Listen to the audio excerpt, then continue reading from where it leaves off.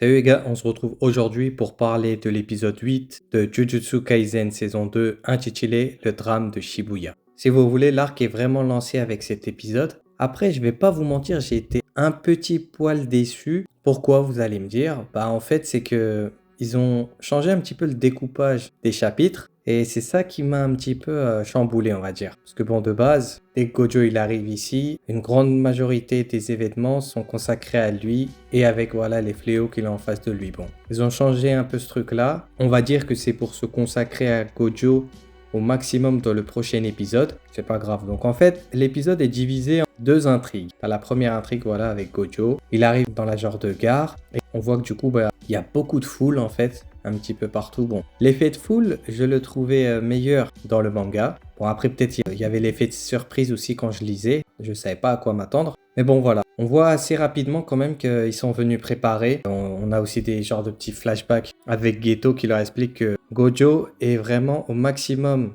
de sa force quand il est tout seul. Déjà, quand il y a des exorcistes à côté de lui, c'est compliqué. Donc, si on rajoute des non-exorcistes, c'est encore pire. Bon, on comprend quand même que voilà, parfois il n'aura pas le choix. Il y aura des humains qui vont mourir parce qu'il ne pourra pas sauver tout le monde non plus. Ils ont aussi prévu le truc pour annuler certains de ses sorts, justement le prolongement du territoire. Et même Gojo, il va dire que ah ouais, putain, vous êtes venu bien préparé en fait quand même. Hein. Mais tu vois bien qu'il n'est pas vraiment sérieux. Et vous verrez que le prochain épisode, il va faire du sale. J'ai beaucoup aimé aussi la petite attaque sanguinaire de Chozo. C'est un personnage quand même que je pense que pas mal de personnes vont aimer. Et puis voilà, t'as Geto qui dit que voilà, écoutez, donnez-moi 20 minutes et après j'entre en scène. Donc c'est genre le piège ultime. Même quand je lisais la première fois, tu vois qu'ils se sont préparés au maximum et ils vont rien laisser au hasard. Donc c'est une bonne chose. Et puis on verra si vraiment le plan réussit ou pas. Parce que bon, Gojo, tu vois qu'il flippe pas vraiment. Il dit vraiment, vous croyez qu'avec des trucs comme ça, vous allez réussir à me vaincre, même s'ils arrivent à annuler son infini, etc. Et aussi parce que normalement, il ne va pas faire son extension de territoire parce qu'il y a des humains. Donc eux, en fait, ils mettent un maximum de chances de leur côté, tu vois. Bon, on verra si ça passe.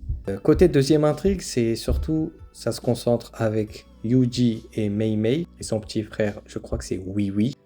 Laissez tomber les noms bizarres là, je vous jure. Donc eux, ils vont être appelés en renfort pour aider Gojo. Et du coup, on aura aussi l'information comme quoi il y a eu des humains remodelés. Donc on comprend directement que Mahito, il est là et Yuji, il veut le démonter. Il va dire, écoutez, est-ce qu'il est là, tel endroit, tel étage de la gare. Bon, ils vont se diviser en deux.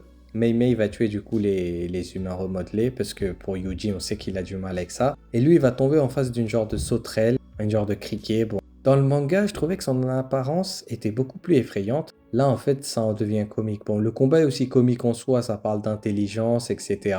Le combat, niveau animation, est plutôt fluide. Il y a le fameux plan quand ils se foutent plein la gueule, en fait. Dans le manga, c'était plutôt bien fait. Là, en fait, le truc est bien, mais ils ont mis un genre d'effet flou parce que sinon, je crois qu'il y aurait eu trop de couleurs, etc. Puis, des fois, il y a des gens qui sont sensibles à ces trucs-là. Bon, peut-être qu'il y aura une mage sur Crunchyroll France ou peut-être sur le Blu-ray, ça sera enlevé. Mais tu vois que Yuji, il est d'attaque et il y est même pas allé en mode sérieux. Il s'est mangé aucun coup et il l'a défoncé, quoi. Puis après, voilà, ils arrivent à enlever une partie du rideau. Et tu vois que Mahito, il a compris que la sauterelle est morte. Mais Mahito, il va être très très présent dans cet arc-là, franchement, vous allez vraiment le détester. En tout cas, voilà, l'épisode est bon, vraiment bon quand même, on va dire, il était cool. Mais j'en attendais un peu mieux, comme je disais, en fonction du manga. Bon, dans tous les cas, le prochain, ça va être un banger. Surtout s'il change la disposition de quelques chapitres, on pourrait avoir vraiment quelque chose de bien. Donc voilà, je vais pas dire grand chose de plus. En tout cas, oui, ok, sur Twitter, il y avait beaucoup de gens qui avaient critiqué le fameux plan box là. Après, si c'est pour 10-15 secondes de plan et que la majorité de l'épisode était beau, bien animé, stressant, franchement, pas besoin de s'inquiéter. Sur ce, je vous dis à la semaine prochaine pour Jujutsu Kaisen. Puis je vous dirai à samedi, hein, les gars, pour Bleach. Prenez soin de vous, je vous dis à bientôt, ok? Allez, tchuss!